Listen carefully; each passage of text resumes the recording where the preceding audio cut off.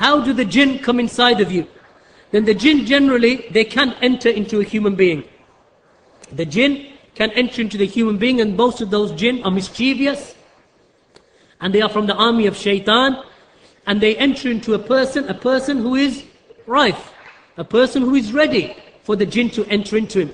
Like for example, the one who does not make his dua, the one who does not pray, the one who is prevalent in smoking of drugs and the taking of intoxicants, the one who walks around, for example, in a lewd manner, the lewd women and the lewd men, the one who urinates without making the authentic dua, seeking refuge with Allah from the evil of the devils, the male and the female, the one, for example, who pays no attention to the recitation of the Quran, the one, for example, who enters into a home newly and he does not recite Surah Baqarah, the one, for example, the one who does not recite the Quran at all. He's made hajr from the Quran as if the Quran was sinful for him to recite.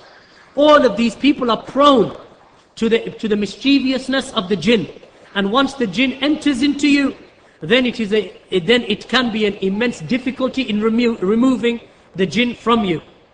However, it is also possible for a jinn to enter into a righteous person, as he entered into one of the female companions of Allah's Messenger sallallahu alaihi wasallam.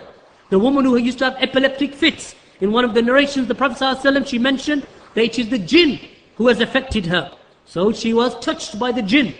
So the Prophet sallallahu alaihi wasallam advised her with patience, and of course she was a righteous practicing woman, and the jinn did not leave her. So much so that Abdullah ibn Abbas radiallahu anhuma, after the death of the Prophet sallallahu alaihi wasallam, used to say to his companions, do you want to see a woman of Jannah? Then look at that black woman over there. She was a black woman. Prophet sallallahu alaihi wasallam, Abdullah ibn Abbas said, look at that black woman over there if you want to see a woman of Jannah. For indeed, she was touched by the jinn. And she came to the Prophet sallallahu alaihi wasallam, asking the Prophet to make dua for her. The Prophet sallallahu alaihi wasallam said, I can make dua for you, but it is better if you are patient. So then she decided to be patient.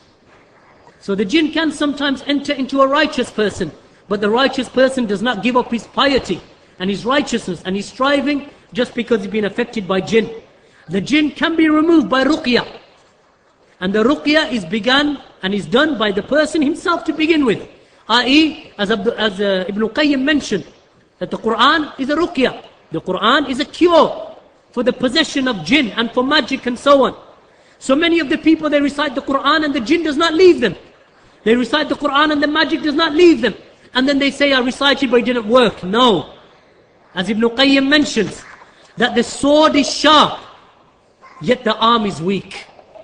The sword is sharp, but the arm is weak. The Quran is not weak. It is you who is weak. Don't blame the Quran. Strengthen your iman. Worship Allah. Come close to Allah.